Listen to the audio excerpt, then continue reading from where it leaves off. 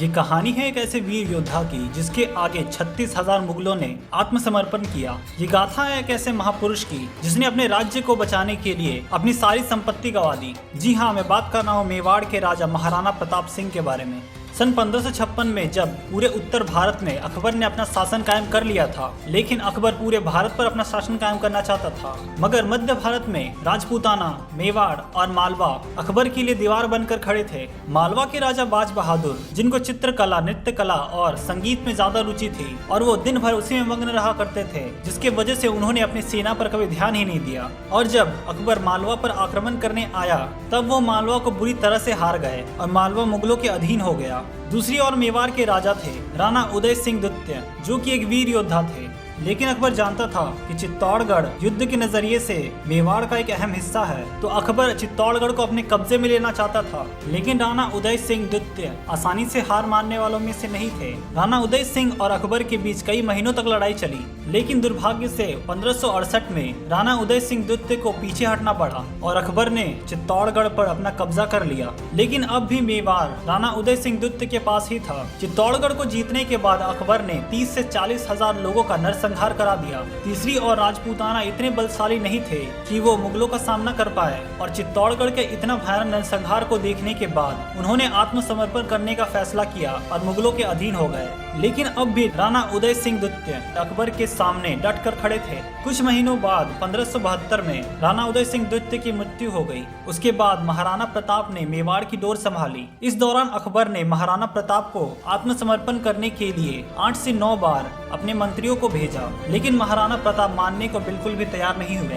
और कुछ समय बाद अकबर ने अपने नवरत्नों में से एक मान सिंह को महाराणा प्रताप को चेतावनी देने के लिए भेजा। उसने कहा कि वो आत्मसमर्पण कर ले या फिर युद्ध के लिए तैयार रहे। महाराणा प्रताप ने युद्ध का रास्ता चुना और युद्ध भूमि चुनी गई हल्दी घाटी। युद्ध का दिन था। एक तरफ थे महाराणा प्रताप के वीर सैनिक, जिसमें थे सैकड़ों हाथी, 3000 घुड़सवार और 5000 धनुर्धर, और महाराणा प्रताप खुद एक घोड़े पर सवार थे जिसका नाम था चेतक, जो कि एक अरबी नीले रंग का घोड़ा था। कहा जाता है कि महाराणा प्रताप इस घोड़े को अपने बेटे से भी ज्यादा प्यार करते थे। दूसरी तरफ अकबर के ओर से लड़ रहे मान सिंह की सेना में 4000 हाथी, 5000 घुड़सवार, करीब 1000 धनुर्धर और 1000 मस्केटमैन यानी बंदूकधारी थे, और इसी के साथ इनके पास 10,000 सैनिक थे। महाराणा प्रताप की सेना इनकी सेना के आगे बहुत छोटी थी। महाराणा प्रताप के सेना के घुड़सवारों ने युद्ध की शुरुआत की और युद्ध में एक अहम बढ़त दिलाई। सेना को हारता देख मान सिंह खुद आगे लड़ने को आया। मान सिंह के आगे आकर लड़ने से भी कोई बात नहीं बन रही थी, तो मान सिंह के सेना के मस्केटमैन्स ने मोर्चा संभाला और महाराणा प्रताप के हाथियों, घुड़सवारों पर अंधाधुंध गोलियां चलाने लगे।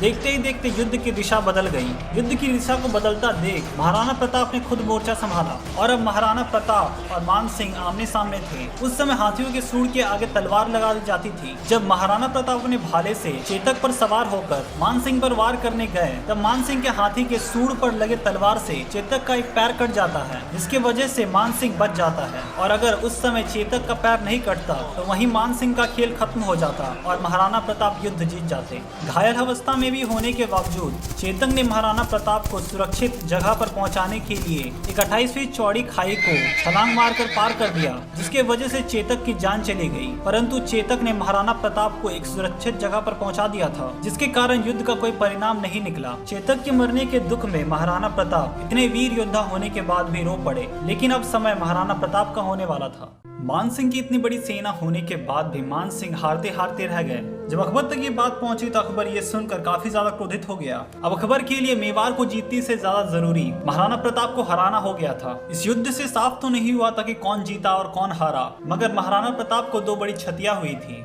एक और वो अपने बेटे से भी ज्यादा प्यार करने वाले घोड़े को गवा चुके थे।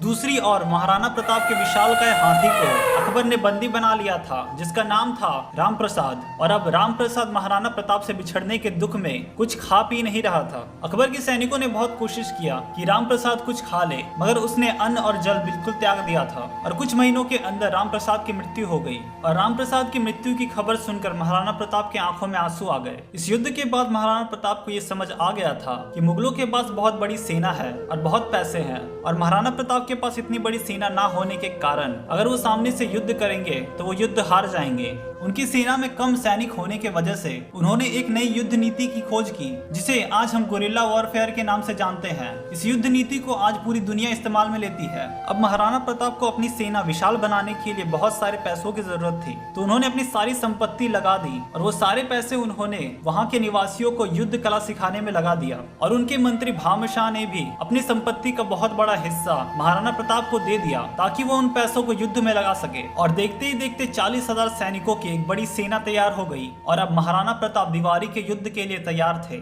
इस युद्ध की शुरुआत तब होती है जब बहलोल खान और सुल्तान खान गुजरात जा रहे थे। बहलोल खान अकबर के सेना के सेनापति थे। जब बहलोल खान और उसकी सेना दीवारी के जंगलों से गुजर रही थी, तब धीरे धीरे महाराणा प्रताप के सैनिकों ने गुरिल्ला युद्ध नीति से बहलोल खान की सेना के मस्केटमैन्स को एक एक करके मौत के घाट उतार दिया। लेकिन बहलोल खान को इस बात की जरा भी खबर नहीं थी और कुछ ही देर में महाराणा प्रताप की सेना बहलोल खान की सेना पर आक्रमण कर देती है। देखते ही देखते एक बहुत बड़ी युद्ध शुरू हो जाती है। अब बहलोल खान की सेना में कोई मस्केटमैन्स नहीं थे, जिसके कारण उन्हें युद्ध में कोई बढ़त नहीं मिल रही थी। कहा जाता है कि जिस दिन ये युद्ध हो रहा था वो दिन विजयदशमी का था और अब बढ़ते हुए युद्ध में बहलोल खान की सेना हार रही थी। अपनी सेना को हारता हुआ देख बहलोल खान और सुल्तान खान दोनों सामने लड़ने को आए। काफी देर युद्ध चलने के बाद बहलोल खान के सामने थे महाराणा प्रताप और सुल्तान खान के सामने थे महाराणा प्रताप के बेटे अमर सिंह। एक और सुल्तान खान और अमर सिंह के बीच युद्ध चल रहा था। तभी महाराणा प्रताप ने पल भर में ही बहलोल खान को उसके घोड़े समेत अपने 25 किलो के तलवार से